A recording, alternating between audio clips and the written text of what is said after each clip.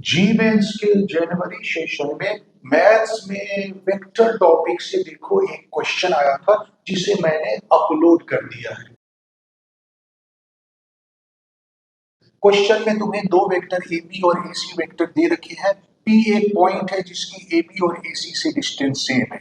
A B की length तुम्हें √5/2 दे रखी है और तुम्हें फाइंड आउट करना है कि ए बी पी ट्राइंगल का एरिया कितना होगा। तो देखो इसको कैसे सॉल्व करेंगे।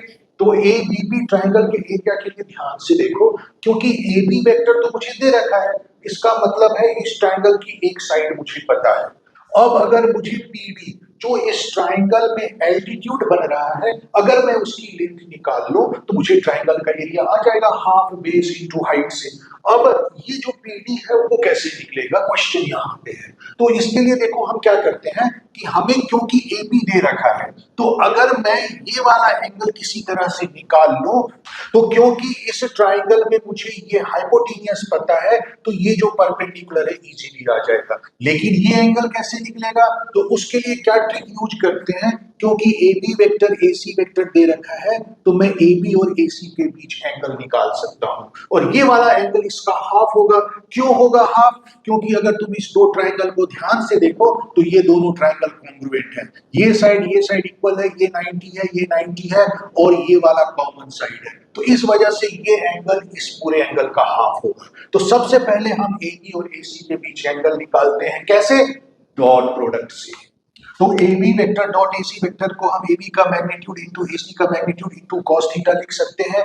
ए बी वेक्टर और ए सी वेक्टर का जब हम डॉट प्रोडक्ट करेंगे तो देखो ये आ जाएगा सॉल्व करके -1। ए बी वेक्टर का मैग्नीट्यूड √11 है, ए सी का भी √11 है, तो कॉस थीटा मेरा -1/11 आ गया है। तो इसका मतलब हुआ कि ये अगर एंगल थीटा है तो ये θ/2 हुआ। अब यहाँ पे साइन का फॉर्मूला लगा देता हूँ, साइन θ/2 हो जाएगा PD अपॉन AB, वो मैंने लिख दिया है। अब साइन θ/2 के लिए मेरे पास एक फॉर्मूला होता है, इसे मैं लिख सकता हूँ √1 - cos θ/2, और क्योंकि cos थीटा की वैल्यू पता है तो यहाँ से मेरा सॉल्व होके PD की वैल्यू आ रही है। तो cos थीटा की जगह -1/11 पुट कर दो, AB को क्रॉस मल्टीप्लाई करके उसकी वैल्यू √5/2 रख दूं, तो इसे सॉल्व करने पे मेरे पास एक्सप्रेशन आ जाएगा √6 अपॉन √11 इंटू √5/2। तो इस तरह से PD की वैल्यू आ गई। अब हम एरिया ऑफ ट्राइंगल का फॉर्मूला लगा देते हैं। तो देखो अब एबीपी ट्राइंगल का एरिया लिख सकते हैं half into A B into PD.